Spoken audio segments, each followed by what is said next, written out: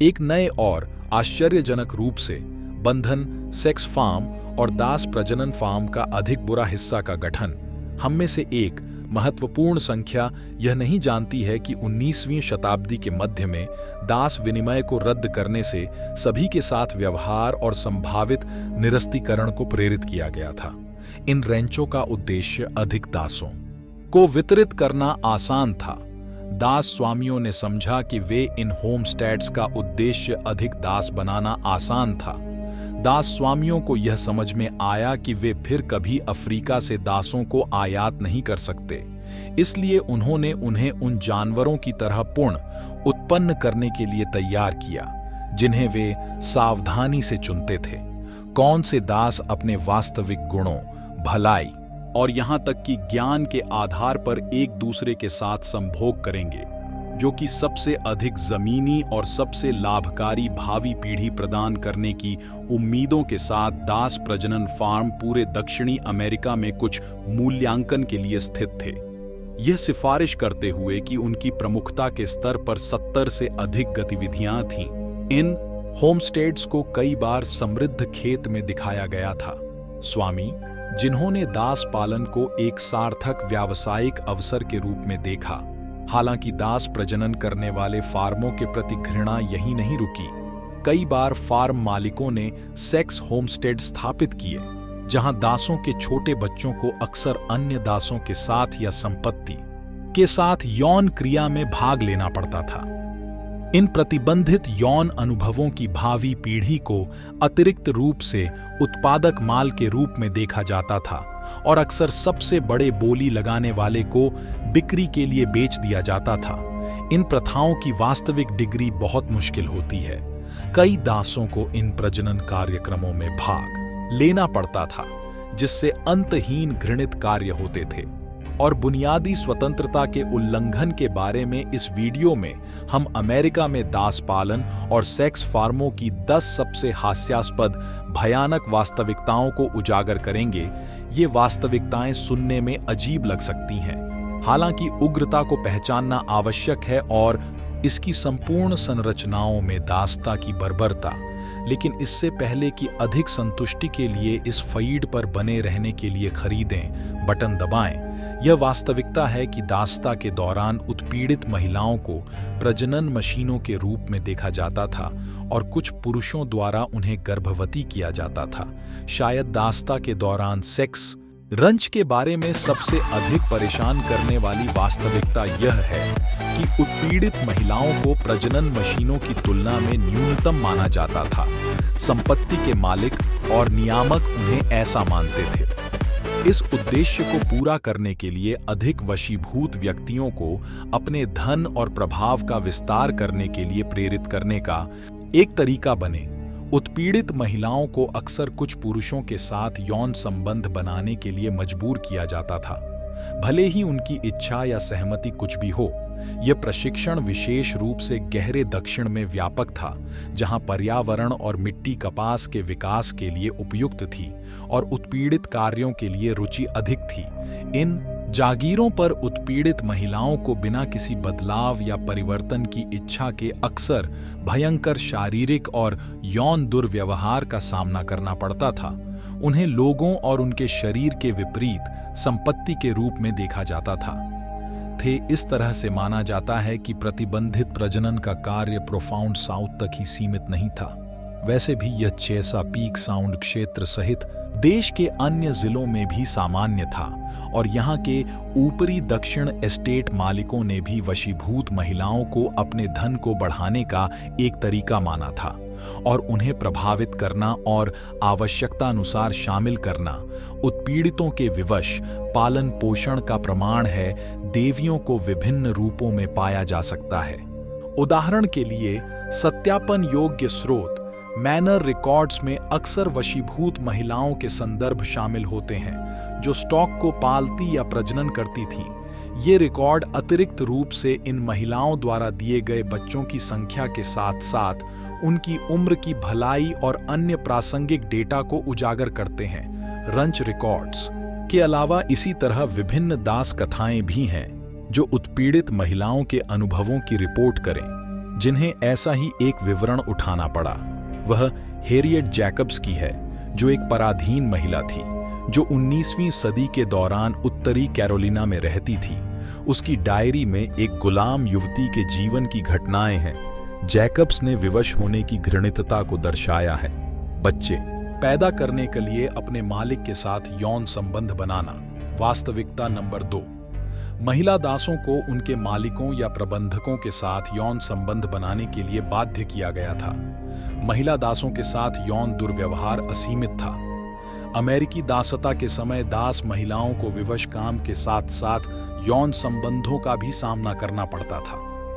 उनके मालिकों और पार लंबी और कठिन यात्रा करने के लिए मजबूर किया जाता था, और इस भ्रमण के दौरान सीमित और अस्वच्छ परिस्थितियों में दास महिलाओं को समूह के व्यक्तियों द्वारा यौन दुर्व्यवहार का सामना करना पड़ता था, और अन्य पुरुष दासों को एक बार अमेरिकी दक्षिण में महिला दासों को काफी हद तक उजागर किया जाता था। अधिक यौन दुर्व्यवहार, इस दुरुपयोग ने कई संरचनाओं को जन्म दिया, जिसमें हमला, प्रतिबंधित यौन संबंध और वेश्यावृत्ति के स्वामी और नियामक अक्सर दास महिलाओं पर यौन संबंधों के लिए दबाव डालने के लिए अपनी शक्ति और स्थिति का दुरुपयोग करते थे। ये संबंध कई मामलों में उग्र और गैर सहमति वाले थे, और कई दास महिलाओं को गर्भवती कर दिया गया था। इस प्रकार बच्चों को इन विवश यौन संबंधों से दुनिया में लाया गया संबंधों को उनके पिता की संतानों के रूप में नहीं देखा जाता था, बल्कि उनकी मां के मालिकों की संपत्ति के रूप में देखा जाता था। इसका मतलब यह था कि ये बच्चे भी गुलाम थे और किसी भी अन्य उत्पाद की तरह बेचे या बदले जा सकते थे। यह शिक्षा विशेष रूप से ऊपरी दक्षिण में सामान्य थी, जहां दास थे। निचले दक्षिण में खरीदे जाने के लिए पाला गया। इस प्रशिक्षण का एक उदाहरण सैली हेमिंग्स की कहानी में पाया जा सकता है, जो एक गुलाम महिला थी, जिसके बारे में पूर्व अमेरिकी राष्ट्रपति थॉमस जेफरसन ने दावा किया था कि हेमिंग्स को जेफरसन के साथ यौन संबंध बनाने के लिए मजबूर किया गया था, और उसने 6 बच्चों को जन्म दिया था, जिनमें से 4 बच्चे वयस्क होने के कारण पैदा हुए थे।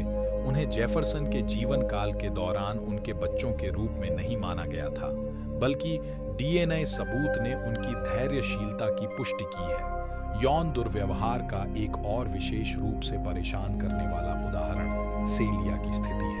एक गुलाम महिला जिस पर मिसौरी में रॉबर्ट न्यूजॉम ने दावा किया था। न्यूजॉम ने बार बार सेलिया पर हमला किया, और जब वह गर्भवती हो गई तो उसने उस बच्चे को अपने बच्चे के रूप में नहीं पहचाना। जब सेलिया ने आत्मरक्षा के प्रदर्शन में न्यूजॉम को मार डाला तो उस पर हत्या का प्रयास किया गया और उसे सजा सुनाई गई और फांसी पर लटका दिया गया। यह मामला यौन दुर्व्यवहार और क्रूरता की क्रूर सच्चाई को उजागर करता है, जो कई दास महिलाएं अमेरिकी दक्षिण में देखती थीं। उत्पीड़ित बच्चों को उनके माता पिता से दूर बेच दिया जाना सामान्य बात थी। वैसे भी सेक्स रैंच में यह प्रशिक्षण विशेष रूप से आम वशीभूत महिलाएं थीं, जिन्हें पालन पोषण करना होता था। अक्सर ऐसे पुरुषों द्वारा गर्भवती की जाती थीं, जो उनके पति या पत्नी या साथी नहीं थे। इस प्रकार सेक्स पर दिए गए बच्चे रैंच का हिस्सा नहीं थे, एक पारिवारिक इकाई, बल्कि बेची जाने वाली एक वस्तु। सत्यापन योग्य रिकॉर्ड द्वारा संचालित राजस्व। कई जागीर मालिकों ने उत्पीड़ित बच्चों की पेशकश को एक सार्थक व्यावसायिक अवसर के रूप में देखा। एक उत्पीड़ित बच्चे की लागत उम्र, अभिविन्यास और भलाई जैसे कारकों के आधार पर भिन्न होती थी। हालांकि वे कुल मिलाकर थे वयस्क वशीभूत व्यक्तियों की तुलना में अधिक कीमत पर बेचा गया। इसका कारण यह था कि युवा बड़े होकर उपयोगी श्रमिक और साथ ही भविष्य के प्रजननकर्ता बन सकते थे। अधिकांश समय वशीभूत बच्चों को सार्वजनिक बिक्री पर बेचा जाता था, जहां वे अपनी माताओं और अन्य रिश्तेदारों से अलग थलग रहते थे। ये बंदिशें अक्सर बेचे जाने वाले वशीभूत व्यक्तियों और उनकी पुस्तक में पीछे रहने वाले लोगों दोनों के लिए भयावह होती थीं। आधे को कभी सूचित नहीं किया गया था। पराधीनता और इतिहास के अमेरिकी निजी उद्यम छात्र एडवर्ड ई बैप्टिस्ट की रचना उस गहरी पीड़ा को चित्रित करती है जो परिवारों ने तब अनुभव की जब वे अलग थलग थे। उत्पीड़ित लोग चिल्लाते और कराहते थे, विलाप करते थे और चिल्लाते थे, और उनमें से कई लोग बच्चों के पीछे जाने के लिए विनिमय मंच के किनारे पर पहुंच जाते थे, या माता पिता या प्रेमिकाएं जिन्हें उनसे दूर बेचा जा रहा था। लिंग के आधार पर परिवारों के विभाजन ने पराधीन व्यक्तियों को सार्थक रूप से प्रभावित किया, जिनमें ऐसे बच्चे भी शामिल थे जिन्हें अपनी मां से बेच दिया गया था। उन्हें अक्सर चोट और दुर्भाग्य की लंबी अवधि का सामना करना पड़ा, और जिन अभिभावकों को अपने बच्चों को छोड़ना पड़ा वे जीवित रहे। अपने जीवन के अंत तक उस अलगाव की वृद्धि के साथ वास्तविकता संख्या 4 कुछ फार्म प्रोपराइटर उन वशीभूत पुरुषों को पुरस्कार की पेशकश करेंगे जो सबसे अधिक महिलाओं को गर्भवती कर सकते हैं। यह महसूस करना असंभव हो सकता है कि एक व्यक्ति को विभिन्न महिलाओं को गर्भवती करने के लिए मुआवजा दिया जा सकता है, फिर भी यह सेक्स पर कुछ वशीभूत पुरुषों के लिए एक वास्तविकता थी। दास्ता के दौरान होमस्टेड्स संपत्ति के मालिक उत्पीड़ित पुरुषों को प्रोत्साहन प्रदान करते थे जो सबसे अधिक वंशावली प्रदान कर सकते थे, जिसे लाभ के लिए बेचा जाता था। इस प्रशिक्षण ने उत्पीड़ित व्यक्तियों के अमानवीयकरण को बनाए रखा और इसके विपरीत संपत्ति के रूप में उनकी स्थिति को और मजबूत किया। संगठन और स्वतंत्रता वाले लोगों के लिए कभी-कभी खेत के मालिक इस हद तक प्रयास करते हैं कि वे अधिक से अधिक महिलाओं को गर्भवती करने की होड़ में वशीभूत पुरुषों को एक दूसरे के सामने खड़ा कर दें। इससे न केवल उन वशीभूत महिलाओं को नुकसान होगा जिन्हें इसमें भाग लेना था, इस ढांचे ने उत्पीड़ित लोगों के बीच एक हानिकारक माहौल भी स्थापित किया, जिन्हें अपने गुलामों के समर्थन के लिए एक दूसरे से प्रतिस्पर्धा करनी पड़ी। इसका एक उदाहरण जेम्स हैमंड नाम के एक संपत्ति मालिक के जर्नल में पाया जा सकता है, जिनके पास दक्षिण कैरोलिना में कुछ खेत थे।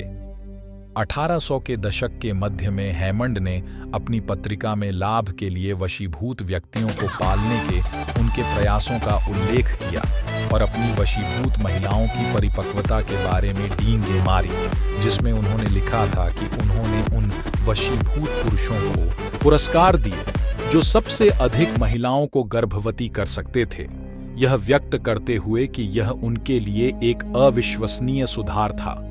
उनका इस प्रकार का आचरण न केवल नैतिक रूप से अक्षम्य है, बल्कि उन उत्पीड़ित व्यक्तियों पर भी इसका स्थायी प्रभाव पड़ा जिन्हें इस ढांचे में भाग लेना पड़ा।